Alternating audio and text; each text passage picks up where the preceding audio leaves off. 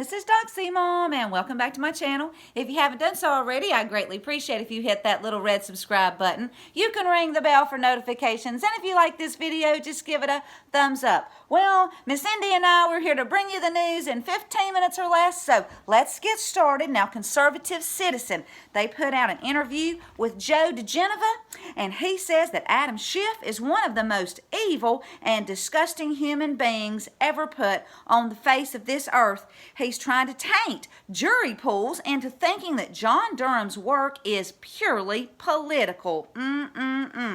Now, he talks about Rick Grinnell, the new incoming director of national intelligence. Well, he came in to get rid of people that are disloyal to America, and he's done just that, and he's going to continue to downsize, getting rid of the traitors, which is exactly who we needed in that position. DiGenova, he calls Grinnell a superstar and an American hero, and he can't wait to have Grinnell engaged with lying Adam Schiff.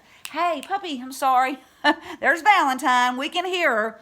Now, Joe says the conspiracy to take down President Trump was born in Virginia at the C_A in John Brennan's office, and the majority of the activity occurred literally between the Capitol, Adam Schiff's office, the FBI building, and the White House. Of course, that would be Obama's administration.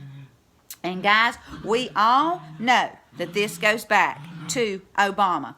Anyway, Joe says the reason Susan Rice is screaming about Grinnell is because she knows she's in the crosshairs of John Durham's report. And we also know that the great patriot Admiral Rogers has met regularly with John Durham in an effort to explain NSA activities and the violations of NSA rules by Susan Rice and others.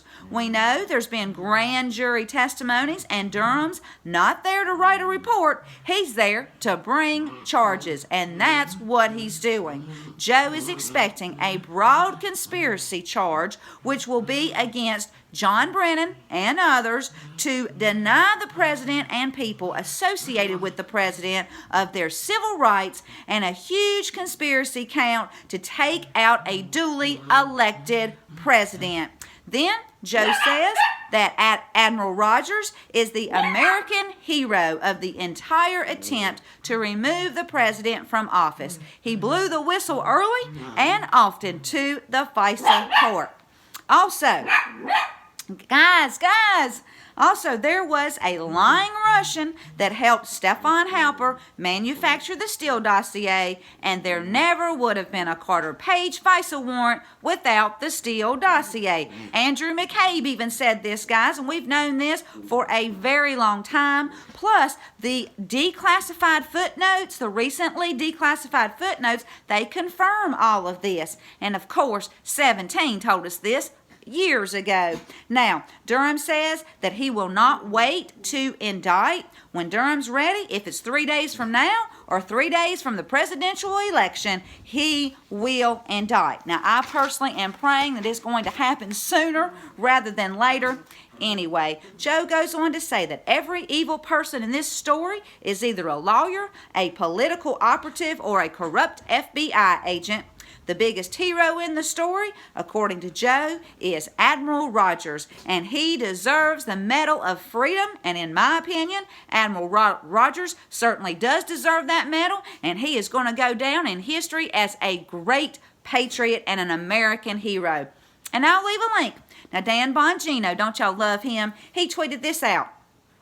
The declassified new material proves, once again, what a piece of garbage Adam Schiff is. If any Republican had lied as brazenly about what he knew about the collusion hoax, the media would be demanding answers right now. But because he's a Democrat, the media celebrates him. In tweet. Well, we all know that the mainstream media lies. They cover up for the left all the time, and that's why we are the news now. And I believe one of those 160,000 federally sealed indictments has Adam Schiff's name on it. and I'll keep you posted.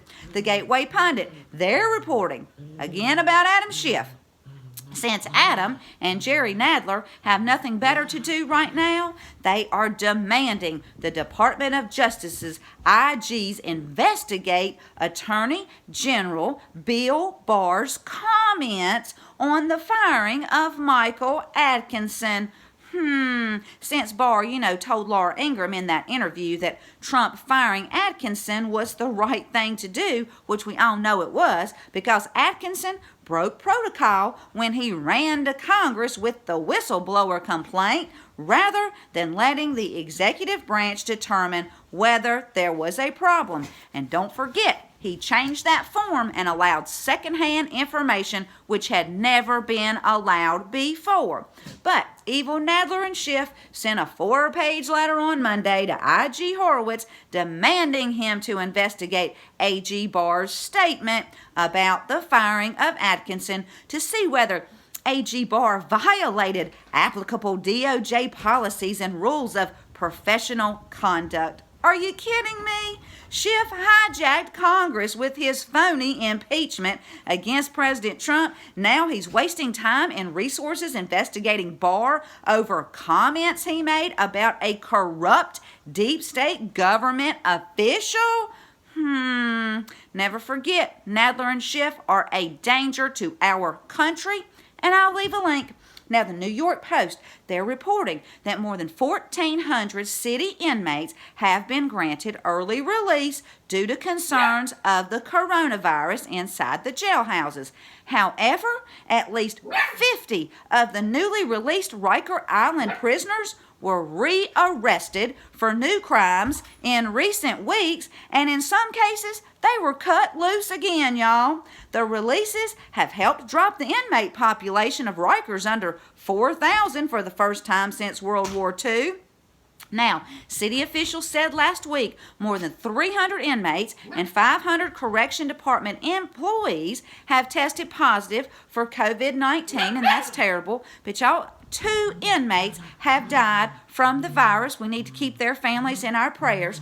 But why don't they use one of those hospitals that they put up that no one seems to be using and send the sick inmates there? In the prisons, they can keep everybody on lockdown. And of course, all the guards, they should have masks on. And sometimes, for no reason, I know that the inmates that I write through Christian Pen Pals, and if any of you are interested, just go to cppministry.org and they'll set you up where you can write a Christian inmate. But they'll put those inmates on lockdown for several weeks at a time. So why don't they just do that? And they could rotate small groups in and out of their cells, keeping them 6 feet apart, keeping them wearing masks. I mean, guys, this is just a suggestion, and I'm sure there are many smarter people than I am that can figure out to come up with a better solution than just to release all these people. They're releasing inmates into a society where there are no jobs right now. And Mayor Bill de Blasio, he thinks it's unconscionable that the prisoners who were shown mercy would go out and commit new crimes. Well, Bill, what did you think they were going to do? Get a job and contribute to society? Now, some of the inmates, I'm sure they're very grateful. They have friends or family members who've taken them in and are caring for them since they don't have a job and no money. But what about the ones that don't have anybody? How are they supposed to survive? Obviously, de Blasio didn't think about that, and I'll leave a link, and we should keep all the prisoners and all the officers, the correctional officers, in our prayers. And of course, this is your daily reminder to pray for President Trump, his family, 17 in the team, our military and their families, all those who are fighting for our country. Now, Ryan Fournier, he tweeted this out. Who else hasn't forgotten about Adam Schiff secretly issuing subpoenas to phone carriers and publishing private call records of political rivals during the impeachment scam? This is a gross abuse of power. Adam Schiff should be investigated immediately, and I agree. And guys, we all know he's done much worse than that. Anyway, Deanna Lorraine, she tweeted this. Georgia is opening a lot of stuff up as of Friday. Thank you, Governor Kemp. We're Americans and we are quite happy to decide for ourselves what we can and cannot do. Let freedom reign. End tweet. Y'all, and she is absolutely right. Then Ash Shao tweeted out, CNN published just one article regarding sexual assault allegations against Joe Biden. In the same time span in 2018, it wrote nearly 700 articles about the Kavanaugh allegations. And the tweet is attached to a Daily Wire article saying Tara Reid publicly stated that Joe Biden sexually assaulted her in 1993. And this is just awful, guys. And it took the New York Times 19 days to report the allegations, and CNN waited 23 days to finally publish something about the allegations, yet CNN published nearly 700 articles in the span of 19 days against Kavanaugh. And not one MSM reporter has asked Biden about these sexual allegations. The left, they need to enjoy their power now because huge changes are on the way. Like 17 says, justice is coming. And I'm going to leave you with Psalm 34, verses 3 through 9 that say, "Glorify the Lord with me. Let us exalt his name together. I sought the Lord, and he answered me. He delivered me from all my fears. Those who look to him are radiant. Their faces are never covered with shame. This poor man called, and the Lord heard him. He saved him out of all his troubles. The angel of the Lord encamps around those who fear him, and he delivers them. Taste and see that the Lord is good. Blessed is the one who takes refuge in him. Fear the Lord, you his holy people, that for those who fear him lack nothing." Well, if you like this video, please give it a thumbs up. Thank you so much for tuning in. And until next time, this is Doxy Mom, and God bless you all.